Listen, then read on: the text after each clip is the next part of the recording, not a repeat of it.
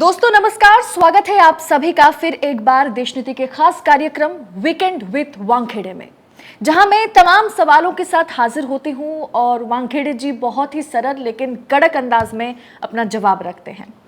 तो आज सवाल उसी तरह से मैं करूंगी और मैं उम्मीद करती हूं जवाब भी उसी तरह का आएगा, क्योंकि मुद्दा जो है वो है अडानी और प्रधानमंत्री के बीच रिश्ते का। बात हम इंडिया गठबंधन पर भी करेंगे और साथ ही साथ ये जो विशेष सत्र अचानक बुलाया गया, इसके पीछे मकसद क्या है। तो जवाब देने के लिए और हमारे सामने इस पूरे मसले को अच्छी तरीके से एक्सप्लेन करने के लिए फिर एक बार वरिष्ठ पत्रकार अशोक वानखेड़े जी हमारे साथ मौजूद हैं।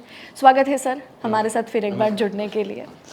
तो पहला सवाल जो होगा, दी गार्जियन ने, फाइनेंशियल टाइम्स ने जो खुलासा किया कि अरबों करोड़ रुपए जो है वो अडानी ग्रुप के जरिए देश के बाहर गया और फिर देश के अंदर आया। ब्लैक मनी जो है वो व्हाइट मनी में कन्वर्ट हुआ। ये जो पैसा है ये असल में किसका पैसा है, जो सवाल राहुल गांधी ने भी उठाया। आपको क्या लगता है आपके हिसाब से? देखिए, OCCPR एक बड़ा ऑर्गेनाइजेशन है, वैश्विक ऑर्गेनाइजेशन है, संगठन है। विश्व के जाने माने खोजी पत्रकारों का वो नेटवर्क है और वो अक्सर करप्शन और मनी लॉन्ड्रिंग, ड्रग ट्रैफिकिंग, आतंकवाद, इसको वो उजागर करते रहते हैं। हिंडनबर्ग की रिपोर्ट आई। हिंडनबर्ग की रिपोर्ट आने के पहले एक किताब भारत में छपी गुहा साहब की, और उस किताब के लेखक जो थे उनके ऊपर 5-6 केसेस रजिस्टर हुए। उन्होंने बहुत सारा अडानी का साम्राज्य कैसा बना इसको रेखांकित किया था। अब हिंडनबर्ग रिपोर्ट की यदि मैं देखूं किताब पढ़ने के बाद, तो हिंडनबर्ग रिपोर्ट का बेस भी वो किताब थी, लेकिन उन्होंने थोड़ा इन्वेस्टिगेशन और आगे किया था। लेकिन हिंडनबर्ग रिपोर्ट ने भी बहुत सारी चीज़ें बता दी, लेकिन बहुत सारे ओपन एंड छोड़ दिए जिसके तह तक जा नहीं सकते। ये जो OCCPR है, इन्होंने जब अडानी ग्रुप को देखना शुरू किया तो उस रिपोर्ट का लब्बो-लबाब यदि मैं बताऊं आपको, तो अडानी जी का जो स्टॉक मार्केट में फ्लोटिंग स्टॉक है जो पब्लिक के लिए है, उसमें से 75% करीब करीब अडानी जी के ही लोगों का है। अब वो अडानी जी के लोगों का कैसे, ये ट्रेल उन्होंने एग्जाम्पल के साथ दी। उनके पास कुछ ईमेल्स है, कुछ डॉक्यूमेंटेशन है। 2 नाम सामने आए, नासिर अली शबनम अली और चैंग चुंग लिंग। ये 2 लोग जो है, और इनके साथ विनोद अडानी का लिंक, यदि ये हम पूरा देखें तो पता पड़ता है कि ये कैसा पैसा आता है जाता है। साथ ही साथ इस रिपोर्ट ने सेबी पे बहुत बड़ा एक प्रश्न चिन्ह उठाया है। सेबी को 2014 में DRI, director of revenue intelligence, जो ड्रग और मनी लॉन्ड्रिंग के ऊपर ध्यान रखते हैं खासकर, DRI के DG है नजीब शाह, तब तत्कालीन 2014 के। उन्होंने सेबी को पत्र लिखा और सेबी को कहा कि ये जो हमने इसके पहले जो रेड कंडक्ट की है, उसमें ये पता पड़ा कि अडानी की कंपनियां अपने पावर प्रोजेक्ट के लिए जो इक्विपमेंट खरीद रही है, वो इक्विपमेंट बेहद ओवर बिलिंग करके खरीदा है, बहुत महंगा खरीदा है। और ये जिनसे खरीदा है वो भी इन्हीं की कंपनी है। मतलब एक 5 रुपए की चीज यदि मैं मंगाऊं देश में और उसका 500 रुपए का बिलिंग करूं, तो मैं देश से 500 रुपए बाहर भेज रहा हूं जिसकी कीमत 5 रुपए है, तो 495 रुपए मैं एक्स्ट्रा भेज रहा हूं देश को। वो भी कंपनी मेरी ही ग्रुप की कंपनी है या मेरे ही दोस्तों की कंपनी है। तो फिर वो जो 495 ज्यादा रुपए जाते हैं उसका बंटवारा होता है। तो उन्होंने $1 बिलियन इक्विपमेंट, ये इलेक्ट्रोजेन इंफ्रा FEZ, इस कंपनी को ज्यादा $1 बिलियन गए हैं मार्केट रेट से। ये DRI का पत्र कहता है सेबी को। उन्हें डर है कि यह पैसा वापस शेयर मार्केट में आएगा। आगे वो पत्र कहता है कि इलेक्ट्रोजेन इंफ्रा FEZ जो कंपनी है, उसने ये पैसा इलेक्ट्रोजेन इंफ्रा होल्डिंग्स लिमिटेड मॉरिशस को पास ऑन किया। अब UAE की कंपनी मॉरिशस को पैसा देगी, इसमें UAE सरकार को कोई ऑब्जेक्शन नहीं होगा, तो वहां तो इलीगल ट्रांजैक्शन है। लेकिन मेरे देश के पॉइंट ऑफ व्यू मैंने देखा कि ये पैसा उन्होंने एक्स्ट्रा कमाया, $1 बिलियन एक्स्ट्रा बिलिंग करके। वो पैसा उन्होंने ये जो मॉरिशस की कंपनी को भेजा। ये मॉरिशस की कंपनी है कौन? ये मॉरिशस की कंपनी ने वो पैसा ascent trade and investment private limited को $1 बिलियन लोन दिया, और उस लोन की कंडीशन ये थी कि ये पैसा आप शेयर मार्केट में लगाएंगे। और उन्होंने वो पैसा अडानी में लगाया। पैसा भेजा किसने? अडानी ने। गया कहाँ? यूएई, वहां से मॉरिशियस, मॉरिशियस से यहाँ। अब सवाल यह है कि जो मॉरिशियस की कंपनी है इलेक्ट्रोजेन इंफ्रा होल्डिंग्स, इसके मालिक और जिस कंपनी को उन्होंने लोन दिया एसेंट ट्रेड एंड इन्वेस्टमेंट के मालिक एक ही है, जिसका नाम विनोद अडानी है, जो गौतम अडानी के बड़े भाई हैं। एक उदाहरण दिया मैंने आपको, ऐसे कई उदाहरण आपको दिखेंगे जो ऐसा पैसा आ रहा है। ये जो दो नाम मैंने दिए आपको, ये तो एक एग्जांपल दिया कि $1 मिलियन, ये जो पत्र लिखा गया 2014 में, तब सेबी के चेयरमैन एनके सिन्हा साहब थे, उन्होंने वो पत्र उठा के रद्दी की टोकरी में डाल दिया। कोई इन्वेस्टिगेशन नहीं, कोई इंक्वायरी नहीं। उसकी बख्शिश उनको ये मिली कि एनके सिन्हा साहब रिटायर्ड होने के बाद अडानी ग्रुप में चले गए, वर्तमान में एनडीटीवी के डायरेक्टर हैं। ये है हमारे यहाँ का गड़बड़ झाला। तो मुझे मदद कर, तेरा रिटायरमेंट के बाद मैं जिम्मा लेता हूँ। एक एक उदाहरण दिया मैंने।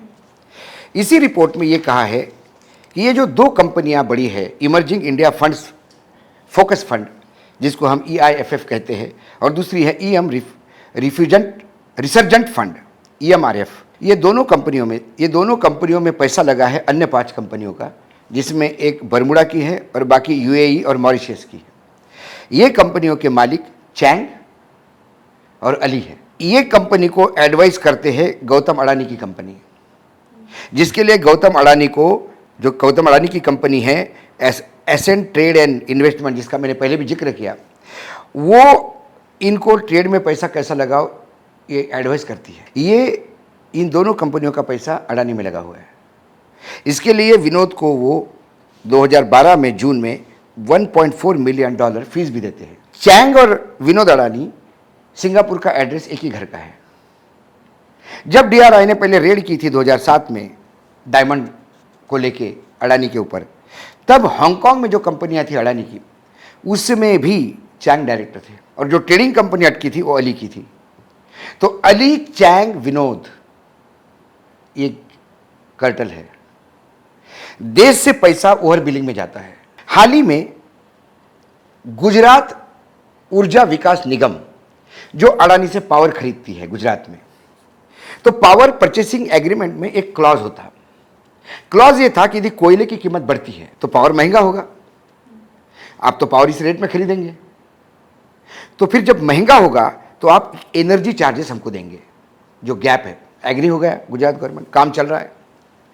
5 साल तक अडानी जी के यहाँ से मैसेज जाता था कि एनर्जी फीस के लिए इतने जमा कर दो, और उन्होंने 13,802 करोड़ रुपए जमा कर दिए। फिर जब सुप्रीम कोर्ट ने हिंडनबर्ग रिपोर्ट में इंक्वायरी चालू की तो ये अधिकारी डर गए। इनको लगा कि ये हमारे पास भी आएगा तो ये सब निकल जाएगा। फिर इन्होंने खंगालना शुरू किया, तो पता पड़ा कि अडानी जी ने जिस रेट में कोयला खरीदा है उससे कई गुना सस्ता कोयला इंडोनेशिया में अवेलेबल था। इंडोनेशिया का एक मार्केट था। उन्होंने फैसिलिटी के लिए एक कंपनी है जो ग्लोबल कोयले का रेट मॉनिटरिंग करती है और रिव्यू करती है। तय ये हुआ कि उस कंपनी जो रेट बोलेगी वो रेट को हम फाइनल मानेंगे। उस रेट को भी इन्होंने कभी नहीं कोट किया, बिल भी नहीं भेजे, कोई डॉक्यूमेंट में नहीं दिया। 5 साल तक मैसेज आते गए और ये 13,802 करोड़ रुपए अडानी को दे दिए। अब इन्होंने डरते डरते अडानी जी को पत्र लिखा कि आपने एनर्जी चार्जेस के नाम से हमसे 3,802 करोड़ रुपए एक्स्ट्रा लिए हैं। जो कीमत में आपने कोयला खरीदा उससे सस्ते में कोयला मिल रहा था। अब जब आप इंडोनेशिया से कोयला खरीदेंगे और 3,802 करोड़ रुपए एक्स्ट्रा देंगे, तो ये 3,802 करोड़ रुपए किसके पास जाएंगे? इंडोनेशियन कंपनी के पास। तो इंडोनेशियन कंपनी जो है, अडानी इतने मूर्ख तो नहीं है कि मार्केट में सस्ता कोयला होते हुए इतना महंगा ले रहे हैं। वो तो बड़ा सेठ है, वो तो पूरा स्क्वीज करके लेते। अडानी जी के साथ जो डील करते हैं, बोलते बहुत पैसा बड़ा टाइट करके रखता है, देता नहीं किसी को। वो इतने इजीली थोड़ी देगा। तो ये 3,802 करोड़ रुपए फिर किसी कंपनी में गए होंगे, जो उनका ही होगा। वो जो वेंडर है हो सकता है उन्हीं का हो, और फिर वो स्टॉक मार्केट में हम बोलते कि देखो हमारे निवेश हो गया। आपको आश्चर्य लगेगा, मॉरिशियस की जो टोटल इकोनॉमी है उससे 22 गुना ज्यादा मॉरिशियस से इंडिया में इन्वेस्टमेंट है। The size of Mauritius economy is almost 20 times less than the investment is coming from Mauritius this is all shell companies. ये ट्रेल है। अब इसमें अडानी सेठ कहते हैं कि ये वही पुराना चाइनीज़ गवर्नमेंट, चाइनीज़ जो बिजनेसमैन है उसने दिए कि पैसा हमें बदनाम करने का प्रयास करा जा रहा है और पुरानी रिपोर्ट रिहाइश की है। हम बोल रहे हैं कि चाइनीज़ ने दिया पैसा मान गए, रिहाइश की मान गए। तो ये तो बता ये चैंग कौन है, तो ये तो बता अली कौन है, तो ये तो बता ये 1000 मिलियन कैसे आ गए। जब सुप्रीम कोर्ट ने सेबी को इन्वेस्टिगेट करने के लिए कहा तो सेबी ने रिपोर्ट दी कि we have investigated 13 companies and many companies we have hit the wall. मतलब हम दीवार के सामने जाके खड़े हो गए, आगे हमें कुछ समझ में नहीं आ रहा है कि ये पैसा किसका है, और हम बाहर के देशों में इन्वेस्टिगेट नहीं कर सकते। आप नहीं कर सकते, लेकिन 2014 में जो DRI ने आपको लेटर दिया था उस पर आपने एक्शन क्या ली? क्या सिन्हा साहब को क्या गरज थी? सिन्हा साहब ने डील कर लिया कि मेरे रिटायरमेंट के बाद मेरी पेंशन आप दो। क्या सिन्हा साहब पेंशन के तहत NDTV में है? और नहीं है तो सिन्हा साहब बताए 2014 के उस पत्र पे उन्होंने एक्शन क्या किया? ये गड़बड़ झाला है। ये जो भी घोटाला है, आपको लगता है कि बिना सरकारी संरक्षण के ये संभव भी है? आज के डेट में कम से कम 2014 के बाद पत्ता भी हिलता है तो मोदी जी के परमिशन से। इतना बड़ा गड़बड़ झाला मोदी जी के परमिशन के बगैर नहीं होता। हिंडनबर्ग रिपोर्ट को लेके पार्लियामेंट में गदर मचा, लेकिन इन्होंने एक शब्द बोलना नहीं चाहा। मणिपुर को लेके अविश्वास प्रस्ताव आया, लेकिन उस अविश्वास प्रस्ताव के जवाब में मणिपुर का सिर्फ नाम के लिए जिक्र हुआ। मणिपुर आज भी जल रहा है। कल मेरी बात हुई है मणिपुर के किसी बड़े अधिकारी से। कल उसने कहा कि लोग आज फिर शूट हुए हैं और कुछ लोग जख्मी हुए हैं। मणिपुर शांत कहाँ हुआ? लेकिन पता नहीं 56 इंच के सीने में दिल है कि नहीं है। एक राज्य जल रहा है, पिछले 3 महीना शुरू हो गया है, लेकिन वहां नाम नहीं कुछ होने का। खबरें आ रही है, मीडिया ने भी छोड़ दिया बोलना, विपक्ष अपने काम में लग गया है, मणिपुर को भगवान भरे से छोड़ दिया है।